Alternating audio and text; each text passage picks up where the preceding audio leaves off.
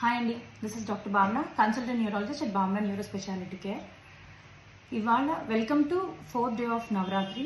So ఇవాళ వచ్చి మనకి కుష్మంద గాడెస్ అండి. సో ఈ గాడెస్ వచ్చి మనకి మెయిన్గా క్రియేటివిటీ అనేది ఇండికేట్ చేస్తూ ఉంటుంది.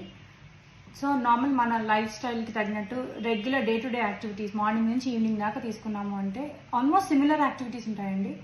సో ఈ సిమిలర్ యాక్టివిటీస్ వల్ల మన బ్రెయిన్ అనేది చాలా బోర్డమ్ ఫీల్ అవుతూ ఉంటుంది. సో ఈ బోర్డమ్ ఫీలింగ్ని మనం తగ్గించుకోవడానికి we have to engage in new activities.